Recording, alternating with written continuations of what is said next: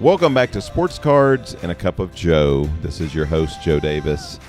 And today we're going to have some fun. We're going to talk about how to break down a collection, how to make sense of any collection you purchase, you inherit, you buy at a flea market, you buy at a show, you buy from your neighbor, whatever. I want to give you the nuts and bolts of how to logically take steps to help you maximize your return, maximize your enjoyment, maximize everything you can out of a collection, regardless of the size. And this is a science I've had to develop over decades in the hobby.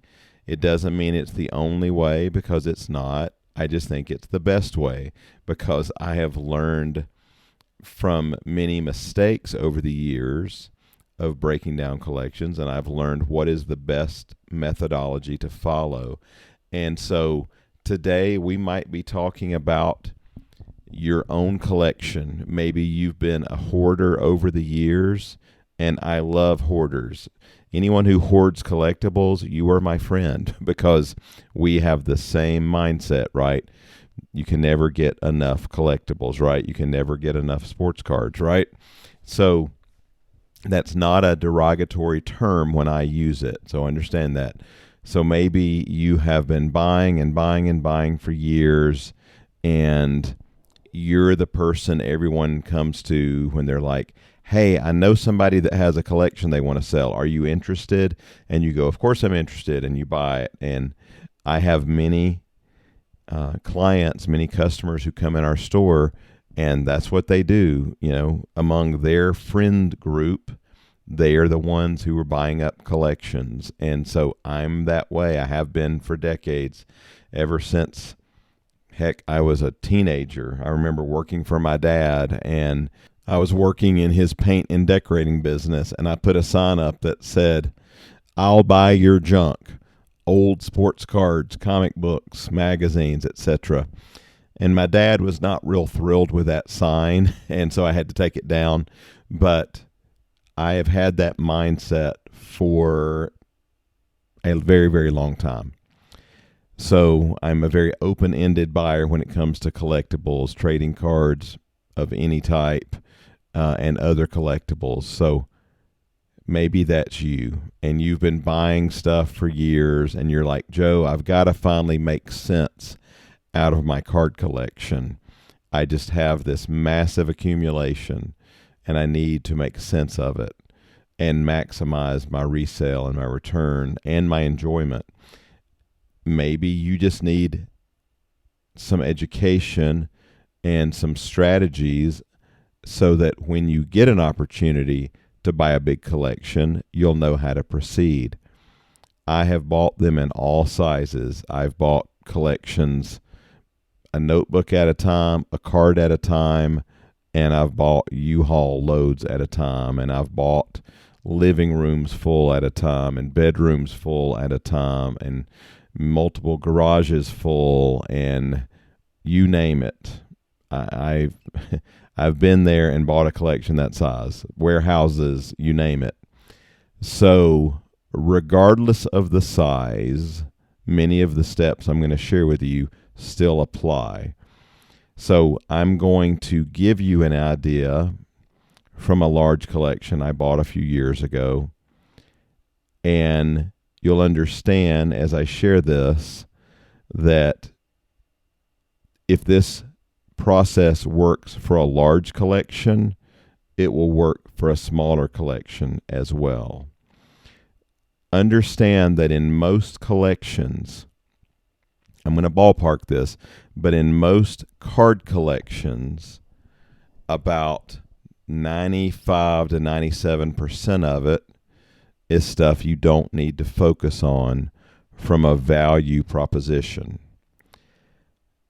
So years ago, I bought out a storage shed, and I've shared a little bit about that in the past, but a gentleman had a storage shed full of cards in his backyard, and it was boxes and boxes of unopened cards, unopened boxes, meaning packs, original packs and boxes from the 80s, some back to the 70s, if I remember. And there were countless notebooks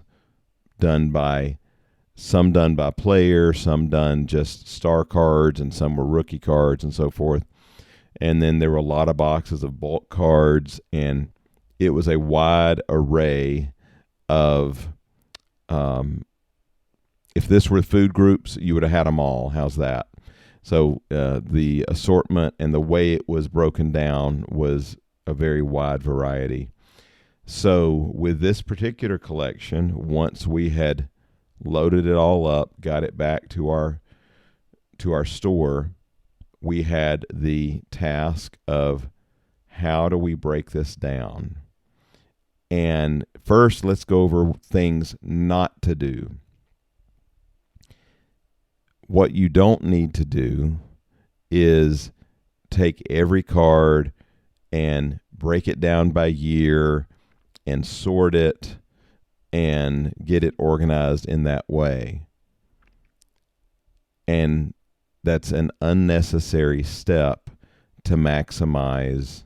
Actually, it's a combination of trying to quickly maximize your return or your enjoyment. And the reason I share both is some of you are saying, I want to break down my collection so that I can resell it and resell it in a logical manner. And some of you are saying, no, I just want to pull out the best stuff because that's the ones I want to focus on and show to my friends, or just enjoy looking through them, and I want to look at the best stuff. So you don't need to spend all that time breaking everything by year and then putting into card order and so forth. The key is having enough card knowledge as to which cards are rookie cards, which cards are of Hall of Fame players. In the very least, you need knowledge about the athletes that are on those cards. And I often refer collectors, I'll say, just go on Google or ChatGPT, whatever, get you a list of Hall of Famers for a given sport. And you can also search for Hall of Famers who started playing in the 50s or the 60s or whatever. You can break it down further. If you have a collection that's only from the 1960s, then you can quickly narrow your focus as to who you're looking for. But the point I'm trying to make is I focus on, regardless of the sport, we're talking about sports cards specifically right now, regardless of what sport I have a collection from that I'm trying to break down, I focus on rookie cards and Hall of Famers. Now, we're not talking about numbered inserts and stuff like that right now. We're talking like, say, a vintage collection. You focus on rookie cards and Hall of Fame players, because those are going to be your most valuable cards from a given set. If you take a 71 Burt Blyleven, normally I'm not going to hunt Burt Blylevens in most sets, but that is his rookie card. And in high grade, it's a valuable card. So I would pull that out of a collection. So my point is, you take the collection, you go through it. Again, we're focused mainly on how to process a vintage collection first. Your goal is to pull out every key rookie card and every Hall of Fame player from that collection. That's a big picture approach to extract most of the very best cards from any given vintage set. Once you've done that, there's your 3 to 5% of any given set. The other 95% in general is not going to be that valuable outside of cards from 1973 and older, where certain series of cards would bring a premium. I've touched on this before on an episode, but back in the day when Topps would release trading cards, they would release them in series, meaning if I ran a little grocery store I would get in Series 1 tops, which would typically have cards 1 through 132 in the packs. And then they would release Series 2 later on, and Series 3, and so forth. And inevitably, what would happen is some of these stores would still be sitting on a lot of, it's not like it is nowadays where everything that's important sells out quickly. Everything that's sought after sells out quickly. But stores would be sitting on boxes of Topps cards, and the retailer sits there and looks at a new solicitation from Topps for 5th series or 6th series or 7th series, and they're like, I've still got a lot of boxes in stock. I don't really need to buy more Topps cards. So what would happen is the higher series cards would be shorter printed and not distributed as widely as the lower number series. And there were certain years, such as 65, 66, 67 Topps, where those high numbers bring a really significant premium, and other older years as well. But 67 high numbers are one of the most sought after and chased series of high numbers, which did include the Tom Seaver rookie, the Rod Carew rookie, the Tigers team card, the Brooks Robinson card, some really important cards in that series. So my point is, when you're looking at a vintage collection, if you focus on the rookies, the Hall of Famers, and to a lesser extent the high series, then you will often achieve success by extracting all of the most sought-after cards from a vintage set. Now, modern is very different. You're like, Joe, a guy at work, just decided to sell me his modern collection of prism cards and chrome cards, and it's all mixed up. There's base cards, and there's inserts, and there's autographs, and there's everything under the sun. Where do I start? Okay, it's different. Modern and ultra-modern collections, you have to take a different approach than you do with vintage. So with modern and ultra-modern collections, when I buy a hodgepodge like that, and I often do, the first thing I will focus on is, I basically call it the top-down approach. You're starting with autographs. You're starting with memorabilia cards and numbered cards. And the reason is those are going to be the more limited and sought-after cards from a series in general. Now, don't get me wrong. There are dollar autograph cards and dollar jersey cards. But if you're simply trying to extract anything that might have potential value, I start with autographs, jerseys, and numbered, because low-numbered parallel cards can bring a significant premium, especially of bigger names. And some older parallels, especially when they're numbered under 100, they can really bring some surprising numbers in resale value. So with modern, again, jerseys, autos, numbered, and then focus on the rookies, the key rookies, and all the other types of inserts. Because in Topps, the refractor cards bring a premium. In Prism, the silver prism and then the other prism colored parallels bring a premium. And Panini gets a little carried away with it, and Topps has as well in some products. But there can be so many different versions of parallels that I can spend all day naming all the variants. But there's the disco prism, and there's the tiger and zebra, and you name an animal, there might be a parallel version of it out there. But my point is, you want to pull out anything that is not a base card, because you have a shot at it being worth more. Now, obviously, on modern cards, you're not necessarily going to be pulling out Hall of Famers, because if it's modern players, they're not in the Hall of Fame yet. but in many sets, manufacturers will include cards of Hall of Famers, but these are in less demand than they are when it was cards of them from their playing career. So just because you see a Hank Aaron card in a modern set, yes, it's going to be better than a typical base card, but it's not necessarily going to be that valuable because it is a brand new card of a player who played in the 50s, 60s, and 70s. So, but that is one thing manufacturers love to do, is sprinkle in Hall of Famers into modern sets. So, again, modern cards, totally different approach than vintage.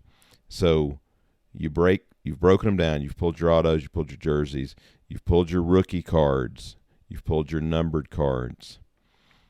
You know, your next step with that modern collection, you look at which rookies you've pulled. Is it a player who has a shot at being Rookie of the Year, or is it someone you actually haven't heard of? You see the rookie card logo, but it doesn't mean you know who they are. Okay, you've got to split out from there. Rookies with promise versus rookies who have not, developed yet, let's say. Also on your autographs, like I said, some could be $1, some could be thousands. It all depends on the player. At this point, again, you need more card knowledge, or you at least need more knowledge of that sport to know which players are playing well, which ones are not, who's performing, because on-field performance translates into cardboard value. So even within all of these things I've said to break down, you then look at the numbered inserts. You go, okay, which numbered inserts do I have of major stars? Do I have an Ohtani numbered card? Do I have an Aaron Judge numbered card? Do I have, a Hall of Fame? Now, again, you've got a Hank Aaron card numbered to 49. That's going to bring a premium. You've got a Babe Ruth card numbered under 100. That's going to bring a premium. So even within these subsections of breaking stuff out by autos, jerseys, parallel inserts, numbered cards, etc., you've still got to go through them to pull out which names stand out, and those names are going to stand out based upon how they perform on the field or on the court or on the ice, whatever, depending on what sport we're talking about. So then once let's back up to vintage for a second. You've pulled out your Hall of Famers. You've pulled out your key rookies. Okay. Your next step in monetizing those cards is evaluating condition. And I'm going to do a whole nother episode at some point on condition evaluation, which is much tougher to do on a podcast than it is on a video. But evaluating condition is critical to know, is a card worth grading to help maximize its value. Now with modern, you have to be much stricter on what you're considering grading, because if you're not getting 9s and 10s on modern and ultra modern cards, you're probably wasting your grading dollars. And there's a lot of money, hundreds of thousands of dollars, millions of dollars being spent every year grading cards that should never be graded in the first place. So you got to be really careful on modern cards, because without the high grades, you're not going to reap the benefit of the investment you've put into the grading. So, but those are the initial steps I take. Pull out the big names, pull out the cards. For vintage, pull out the big names, the key rookies, the Hall of Famers. For modern, you pull out the variances, the non-base cards. You pull out the autos, the jerseys, the numbered, any kind of parallel, as well as the key rookies. Then your next step is evaluating, are these worth grading?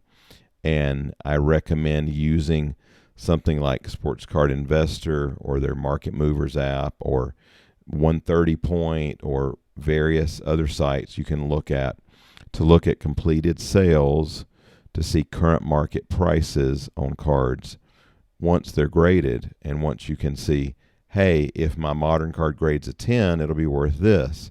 If my vintage card grades a 5, then it'll be worth this. Once you look at those things, it can help you determine, does it actually make sense to put the money into the grading? All right, some of you are like, I don't care about monetizing. I just want to enjoy my collection and not waste countless hours going through commons and minor stars that are never going to really be that exciting to me because I want to focus on the big names. So again, you can go back to your lists, go back to your lists of Hall of Famers. You can also pull up key rookie cards from each year. So there are times when to truly pull out everything you need to pull out, you'll have to break the cards down by year, but it doesn't necessarily mean you've got to put them all in order. If you have a huge vintage collection and you don't know vintage, then you should break them by year and then take a stack of 1961 tops, and you're going to look through, say, a Beckett guide or an online tool, and you're going to say, oh, Billy Williams and Ron Santo, those are key rookie cards from 1961. Let me look for those, as well as looking for your key Hall of Famers. Say you've got a stack of 1963 tops, and, well, we won't skip over 62. For 62, there's not a lot of huge names. If I remember, of course, Lou Brock is the biggest rookie in the 1962, and then I believe the Bob Uecker is in the high series, which is a very tough card also. But moving up to 63, you've got a stack of 63s, and you don't really know baseball cards that well. You want to look for Pete Rose rookie cards. You want to look for Willie Stargell rookie card, and each of them are on a quadrant card with four players total. But those are key rookie cards from 63 tops that you'd want to pull out.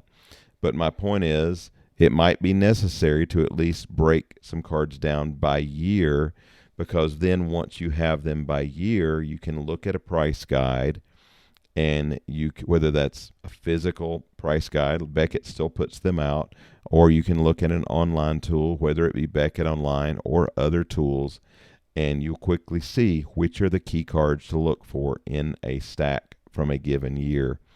And so, big picture, you're trying to extract the best cards and the key cards from each year. Again, the high numbers, if you break down your vintage cards by by year, and then you look at a guide, it'll show you where the high series starts. Now, there are certain years in the 60s, like 68 tops, where the high numbers really don't make much of a difference in terms of value. But 67, it definitely does. They're very pricey. 72 tops, big difference. 71 tops, big difference. So certain years, the higher series were much scarcer and less widely distributed than many other years. So you got to look at a guide to know that. So to get the most out of your collection, the key is separating. There are no bad cards, but it's separating the good from the bad in terms of potential value, potential resale value, because the same ones you're going to pull out that have the most value are probably the same ones that you're going to enjoy showing off the most, because it is the key players, it's the Hall of Famers, it's the rookies. Now with your modern cards, again, you got to take a little bit of a different approach, because you might have a one-of-one card of a common, and it's still going to bring a premium, or a numbered to 5 parallel, whatever. It's still going to bring a significant premium over other base cards. So with modern and the ultra modern, the really new stuff, you've got to pay attention to what's numbered, what's signed, and so forth. But again, you're pulling the cream off the top in both instances. So my goal to help you is to keep you from being overwhelmed when you try to process a collection, because knowing on the front end that typically no more than 5% of vintage cards that you might take in a collection, only about 5% of them are really going to be worthy of requiring a lot of your time if you're trying to extract the very best ones.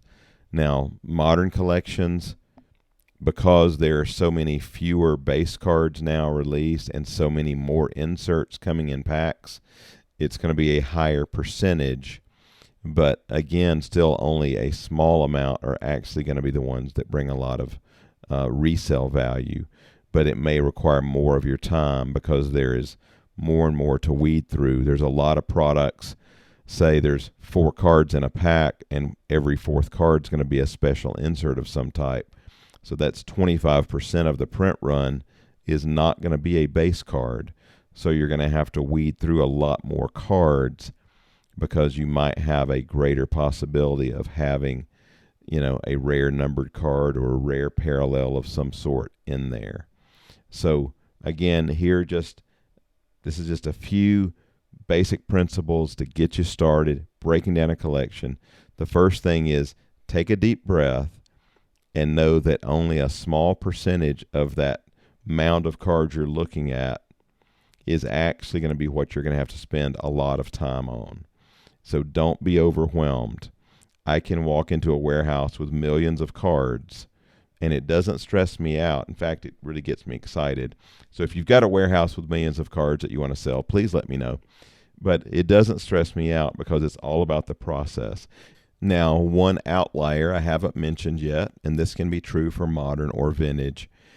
If you're buying a collection and there are complete sets there, or if there are unopened boxes there, then those in general, you want to leave those alone as a standalone entity. As I shared on the previous episode, a client who just consigned a number of vintage rack packs with us from the 70s told me about all the ones he had opened in hopes of building some sets. Do not do that, as I shared before. If you buy a collection with unopened boxes, in general, especially the older it is, the more this is true. You want to just hold those. Those can be sold as they are as an unopened product. Please don't open them. Now, with vintage sets, let's say it's early 80s sets. In general, you're probably better to resell those as a full set. Now, the older you get, once you get into the even late 70s, mid 70s, and definitely early 70s, if you buy a collection with vintage complete sets, there is a strong probability that you might come out better by breaking that set down, by pulling out the key, which ones? The key rookies and the Hall of Famers, and getting those graded. So my rule of thumb in general, if it's 1980 or older, I am likely going to try to break that set down if those rookies and Hall of Famers are clean and gradable. From 81 and up, I rarely break sets down, especially factory sets. I will leave alone, the ones that came straight from the factory. But, if it's say it's a hand-collated 1984 Donruss set, if the Mattingly rookie is really clean, then I will grade the Mattingly rookie. Then when it comes back, maybe I'll sell it with the set, or maybe I'll sell the set and say, here's a complete set missing the Mattingly rookie. Different ways to approach it. But, a Mattingly PSA 10, honestly, don't know what market is right now. The last time I had one, I think it was a year and a half ago, we sold one for $4,200. And the whole set sells for about 10% of that. So, there are reasons to break down sets even from the 80s, but that's kind of an outlier. You rarely see that. And getting a 10 on that card is incredibly tough as well. But my general rule of thumb, you buy a collection, lots of sets, 1980 and older, you probably want to spend the time going through it. 81 and newer, in general, especially factory sets.